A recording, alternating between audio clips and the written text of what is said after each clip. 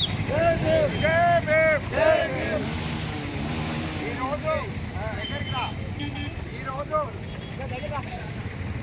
మరి central government మరి మాకు ఎస్సీ వర్గీకరణ చేస్తామని చెప్పేసి 30 ఏళ్ళ నుంచి ఎస్సీలని ఏబిసిడీలుగా చేయమని ఏబిసిడీలుగా చేస్తేనే మరి కింది స్థాయిలో ఉన్నటువంటి 59 ఉపకులాలు ఎస్సీలలో ఉన్నటువంటి 59 ఉపకులాలు బాగుపడతాయి, ఎవరికి వచ్చే వాటా వాళ్ళకు వస్తుందని చెప్పేసి 29 సంవత్సరాలుగా సుదీర్ఘంగా ఎంఆర్పిఎస్ ఉద్యమం చేస్తూ ఉన్నది.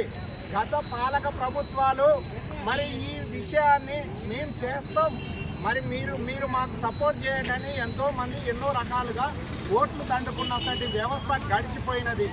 ఈరోజు మరి నరేంద్ర మోడీ గారు మరి మొన్న మన హైదరాబాద్ వచ్చి ఏబిసిడి వర్గీకరణ చేస్తాం, దానికి చట్టబద్ధత కల్పిస్తామని చెప్పిన విధంగా ఈరోజు సుప్రీంకోర్టులో 7 ధర్మాసనంతో మరి అక్కడ కమిటీ వేయడం జరిగింది.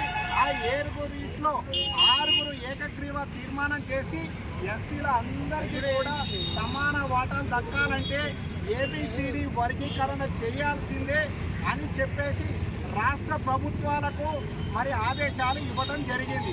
అందుకు మేము సుప్రీంకోర్టుకు అక్కడ ఇచ్చినటువంటి మరి ఏదైతే దాన్ని ప్రభావితం చేసినటువంటి నాయకులందరికీ కూడా మా ఉద్యమపూర్వక నమస్కారాలు తెలియజేస్తూ, అదేవిధంగా ఇక్కడ రాష్ట్రంలో తెలంగాణ రాష్ట్రంలో మరి అదేవిధంగా ఈరోజు అసెంబ్లీ జరుగుతూ ఉన్నది.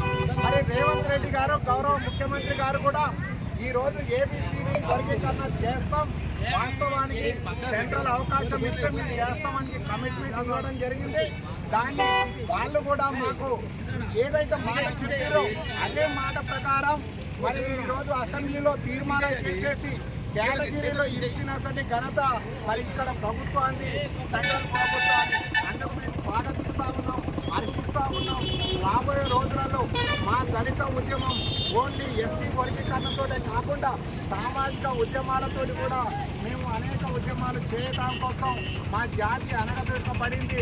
మరి అనేకంగా విద్యకు ఆర్థికంగా వెనకబడి ఉన్న వాళ్ళని ముందుకు పోవడానికి ఇదొక మంచి కాన్సెప్ట్ ఇచ్చారు. కాబట్టి మేము ధన్యవాదాలు తెలుపుతూ మా సంఘం నుంచి అందరికీ పేరున ఈ కమిటీకి పేరున ధన్యవాదాలు తెలుసుకుంటూ జై భీమ్, జై తెలంగాణ.